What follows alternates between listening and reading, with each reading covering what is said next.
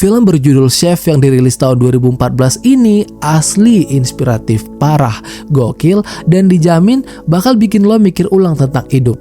Bahkan gak berlebihan kalau gue bilang ini adalah salah satu film terkeren yang pernah gue nonton. Terlebih buat lo yang hobinya makan, masak, atau demen nonton MasterChef Indonesia, serius dijamin lo bakal suka film satu ini. Cerita bermula di sebuah dapur profesional, di mana asap mengepul, wajan mendesis, semerbak aroma makanan menggoda ke tiap sudut ruangan, dan di tengah-tengah itu ada Chef Carl Casper, sang tokoh utama. Supaya gampang, kita panggil aja dia Chef Carl ya. Dia bukan sembarang chef, tapi chef terkenal yang udah lebih dari 10 tahun mengabdikan diri di sebuah restoran bergengsi ternama berbintang 5. Anjay. Masakannya gak usah ditanya lagi, udah diakui enak banget. Sampai hampir semua orang di kota tahu namanya. Tapi di balik kesuksesannya, hidup Chef Carl itu sebenarnya monoton banget. Rutinitasnya gak jauh dari dapur, hanya ditemenin 2 asisten setianya, Martin dan Tony. Ya, yang namanya hidup pasti bukan soal kerjaan doang kan? Nah, saking fokusnya sama dunia kuliner, dia sampai kehilangan banyak hal kayak keluarga, yaitu anak, istri, bahkan kebahagiaan dirinya sendiri. Selain itu, dia juga udah pisah ranjang sama istrinya dan malah gak deket pula sama anaknya sendiri. Waduh, ironisnya lagi nih, dia bahkan gak tahu apa yang bisa bikin dia bahagia. Ya, banter-banter mungkin masak ya. Nah, suatu malam, ada kritikus makanan terkenal yang bakal datang ke restorannya buat nge-review makanan. Untuk hal ini, Chef Carl gak mau setengah-setengah. Dia udah nyiapin menu spesial buat bikin si kritikus itu terkesan. Tapi pas lagi sibuk prepare semuanya, tiba-tiba si owner restoran yang namanya Riva muncul dan ngejegal rencananya Chef Carl dengan bilang, gak usah deh sok-sokan bikin menu baru, tetap pakai menu lama aja, katanya gitu. Katanya alasannya karena menu lama itu udah terkenal dan udah jadi ciri khas restoran, makanya gak dikasih tuh sama si Riva. Ngerespon hal ini, Chef Carl jelas kesel lah. Dia ngerasa kalau makanan yang sama udah disajiin selama 10 tahun, pasti itu kritikus bakalan bosen. Tapi sayangnya keputusan tetap ada di tangan si Riva sebagai owner restoran. Jadinya Chef Carl terpaksa masak menu lama itu lagi. Dan bener aja guys, pas kritikannya keluar, malah bencana yang ada. Chef Carl dihujat abis-abisan. Si kritikus yang namanya Ramsey Michelle, atau gampangnya kita panggil si Ramsey, nulis review yang pedesnya lebih ngeri dari sambal gacoan level 8 dan bilang kalau makanan Chef Carl itu B aja, ngebosenin, gak kreatif, sama sekali gak ada inovasi. Waduh, pokoknya tajam banget deh itu kritikannya sampai nusuk ke ulu hati Chef Carl. Katanya masakannya itu sama kayak makanan yang dia makan 10 tahun lalu, bahkan jadi lebih buruk. Dan bener aja guys, ternyata kritikan itu bikin Chef Carl drop banget. Ya lu bayangin aja, padahal dia udah ngededikasiin seumur hidup buat dunia kuliner, tapi sekarang dihujat abis-abisan. Waduh. Tapi walaupun down banget, Chef Carl gak mau nyerah gitu aja. Malam itu dia bela-belain gak tidur, terus latihan bikin menu baru yang bener-bener enak. Dan gak terasa ternyata pagi udah menjelang aja. 2 asistennya, Martin dan Tony, kaget. Waduh, ini kok Chef Carl gak pulang-pulang gitu. Semalaman ada di dapur restoran gitu. Karena udah sekalian di sono, akhirnya mereka nyobain tuh masakannya Chef Carl. Dan wow, langsung tercengang. Karena katanya emang seenak itu gitu loh. Ngedengar hal ini, Chef Carl jelas pede lah ya. Dan jadi berencana untuk nunjukin masakan itu ke si Ramsey.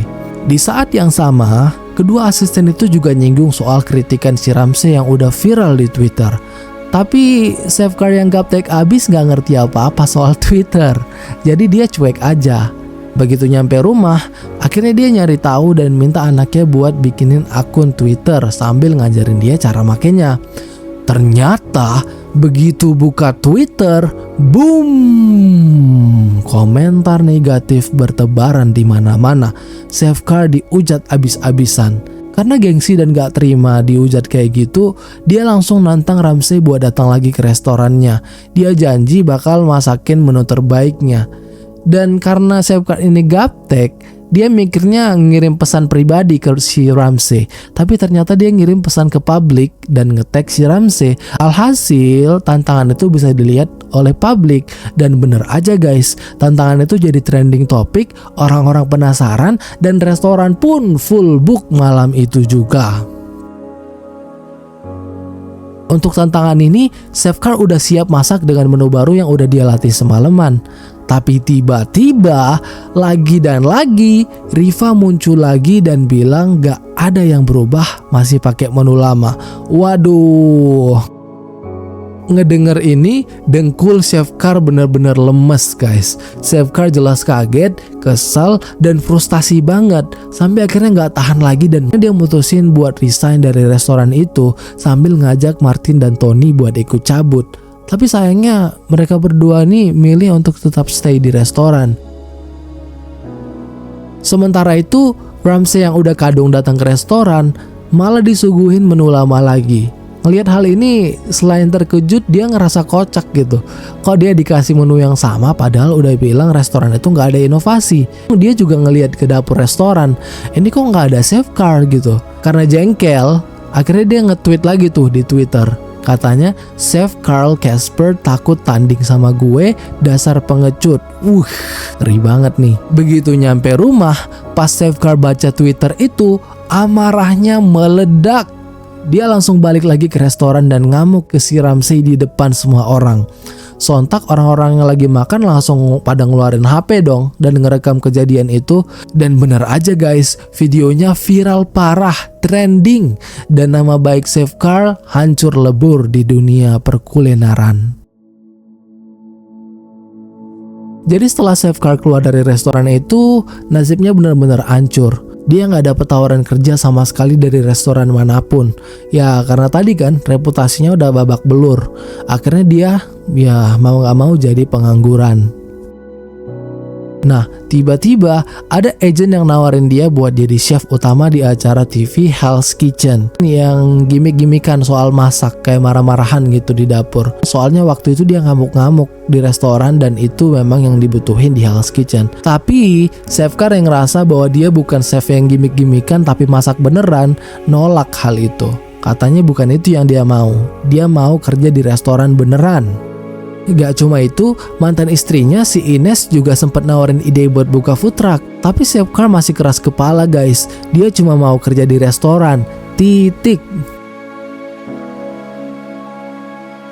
Nah singkat cerita, Ines dan anak mereka Percy mau liburan ke Miami. Ines butuh car buat ikut, tapi bukan buat kerja di restoran, melainkan buat jagain Percy karena dia bakal sibuk kerja. Ya Car juga mikir ya, di satu sisi dia pengangguran, gak ada duit, kenapa gak liburan aja sekalian. Tapi bayangin, Car digaji buat jagain anaknya sendiri, kocak gak tuh? Di Miami, untuk pertama kalinya Percy ngerasain liburan bareng keluarganya yang lengkap.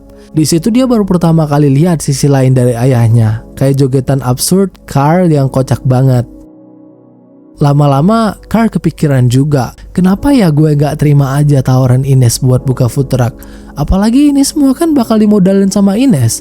Duit ada, peluang ada, kenapa enggak? Sampai akhirnya Safeguard setuju.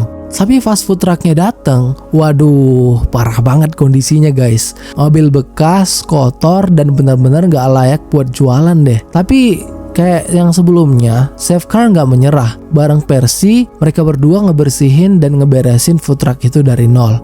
Setelah semuanya rapi, Car mulai kepikiran, gimana ya gue bakal masak sendiri di situ? Cuma bareng Percy lagi. Dan boom, tiba-tiba muncullah Martin, mantan asisten Car di restoran dulu. Katanya dia juga udah muak di restoran sama si Riva. Akhirnya mutusin buat gabung ke food truck Car aja. Si Martin yang jago bahasa Meksiko minta tolong ke tukang-tukang di sono buat ngangketin penggorengannya. Entar mereka bakal dikasih Cubanos gratis. By the way, Cubanos itu adalah sandwich khas Kuba guys. Nah akhirnya mereka bertiga langsung mulai jualan. Dan pelanggan pertama mereka Yap, bener, para tukang yang kerja di sekitar situ. Dan disinilah petualangan food truck mereka dimulai. Di film ini banyak banget pelajaran hidup yang bisa kita ambil. Salah satunya pas Percy magang roti dan rotinya itu gosong, tapi dia nganggap itu biasa aja dan tetap pengen nyajiin tuh roti ke pembeli, ke customer. Ngelihat hal itu, Chef Carl langsung manggil, ngingetin dan nasihatin anaknya di luar truk. Intinya dia ngajarin anaknya soal fokus dan totalitas deh. Carl juga punya standar yang tinggi banget dalam masak. Perjalanan food truck pun dimulai. Mereka jalan dari kota ke kota dan setiap berhenti mereka nyajiin menu dengan makanan khas daerah itu. Tapi anehnya, tiap kali mereka buka di kota baru, orang-orang langsung pada ngantri. Si Carl sama Martin bingung kenapa kok bisa gitu. Ternyata Percy jago banget marketingnya. Karena selama perjalanan dia selalu ngepost foto dan update di media sosial, khususnya di Twitter. Jadi para pelanggan ngikutin terus tuh di Twitter. Makanya kemanapun mereka pergi, orang-orang pada tahu. Rame terus dah tuh food trucknya. Hari demi hari berlalu. Percy minta izin buat bikin video 1 second every day. Anyway, itu adalah klip pendek yang nantinya bakal dirangkum jadi satu video panjang. Nah, pas food truck mereka hampir nyampe rumah, Carl ngomong empat mata sama si Percy anaknya. Katanya gini, bentar lagi libur sekolah selesai, kita bakal balik ke kehidupan masing-masing. Ngedengar hal ini, Percy bilang kalau dia tetap mau bantuin di weekend atau libur sekolah. Tapi karena mikir anaknya perlu fokus sekolah, Carl tetap gak ngizinin, alias kekeh pada pendirian supaya Percy sekolahnya gak keganggu. Walau ini berat, akhirnya Percy nerima.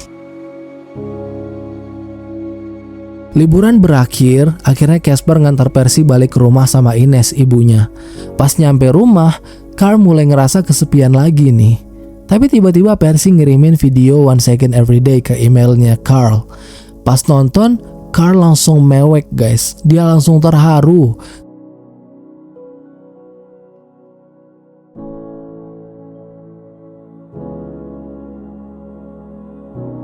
Sampai akhirnya dia berubah pikiran. Dia nelpon Percy dan bilang kalau dia boleh bantuin di food truck tiap akhir pekan atau liburan sekolah. Nah itu syaratnya tuh, tiap akhir pekan atau liburan sekolah. Yang ngejutinnya lagi, Ines pun juga berhenti kerja dan mutusin buat bantuin di food truck. Dan dia jadinya waitress di sana. Gak lama setelah itu, datanglah orang yang dulu jadi musuh bebuyutannya Carl, si kritikus makanan, Ramsay. Awalnya si Ines gak ngasih tuh si Ramsay ini buat beli. Tapi pas bilang mau ngomong empat mata sama Carl, ya akhirnya Carl mau. Nah di sini dia ngejelasin semuanya. Ternyata semua hinaan dan cacian Ramsay dulu cuma bagian dari kerjaannya buat bikin konten viral. Artinya itu hanya gimmick-gimmickan doang. Dia gak nyangka kalau Carl bakalan baper banget dan marah beneran. Ramsay juga bilang sekarang dia udah jual website kulinernya dan dapat duit banyak. Dia bahkan beli sebuah restoran dan nawarin Carl buat jadi kepala chef di sana dan bilang bahwa entar di sono Carl bebas masak apapun yang dia suka.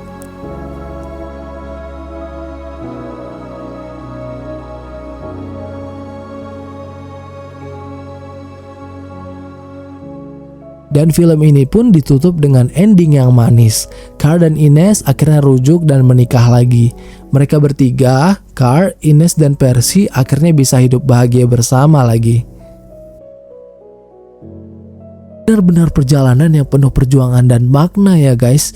Dari chef yang kehilangan segalanya sampai akhirnya menemukan kebahagiaan lewat food truck dan keluarganya sendiri.